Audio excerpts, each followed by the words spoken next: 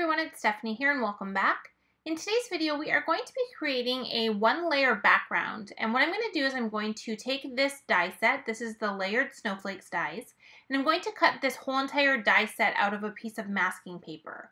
So masking paper is just a sticky paper that sticks down onto another paper surface, but it doesn't stick so much that you can't remove it. It just kind of sticks there temporarily to allow you to do some really cool effects by having the design that you cut from the masking paper stay in the background when you add ink around it. So what I'm going to do is I'm going to just take all of these little snowflakes. I've already went ahead and die cut them from the masking paper, and I'm just removing the little backing pieces from each of the snowflakes, and I'm going to arrange them onto my cardstock panel.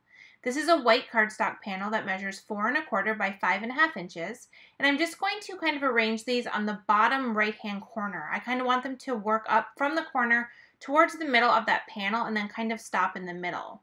So I'm just going to kind of move them around and figure out exactly where I want to position them. I'm just kind of starting with some larger ones and then working my way out towards the middle and adding in the smaller ones as I go. I'm using a pair of scissors here just to kind of help me to remove the backing and also kind of lift them up when I want to reposition them. And then I'm going to take ink now and I'm going to add ink all around this background over top of these snowflakes. Now these snowflakes were being a little bit temperamental and they wanted to keep coming off of my paper. They weren't sticking down super well. So I was just kind of very careful to add the ink really lightly.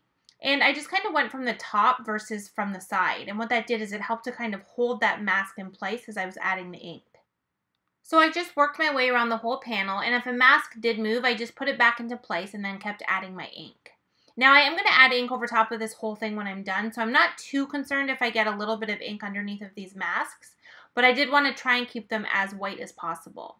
So once I have all of the red ink there, that was the Candied Apple Distress ink, I'm going to use my scissors here and just lift all of these masks off of the panel so you can see how easily they remove. And we have this really cool snowflake pattern that we've created in the background. Now, I don't want them to be that stark white. I want there to be ink all over the whole panel, but I don't want it to be as dark red as the red that we've already put down. So what I'm doing now is I'm taking some Worn Lipstick Distress ink and I'm going very lightly over top of all of the snowflake areas and also along the edge just to soften out the edge a bit and not have it so harsh where the color meets the white. Once I had the worn lipstick added on there, I'm just taking water and adding this to the panel with a paintbrush just to give it that really fun distressed look. This is exactly the look I was kind of going for. I wanted to have a red color with the snowflake patterns and all of this dot detail in the background.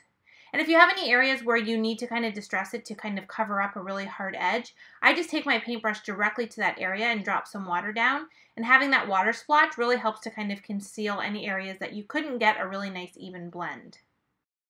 I'm using a sentiment from the Dashing Deer stamp set. This is a really nice sentiment that says, "Wishing you peace this holiday." And I thought it was really nice for this card because even though it is just snowflakes on the design, I really wanted this to specifically be a holiday card, which is why I used the red ink color in the background, and then I'm going to use this for the sentiment on the card. I stamped the sentiment onto a black cardstock strip using Versamark ink, which is just a clear sticky ink that helps to hold onto that embossing powder.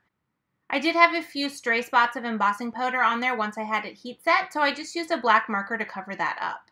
Then I just used my scissors to trim this down and give it a slanted edge, and I'm just adhering it direct to this panel.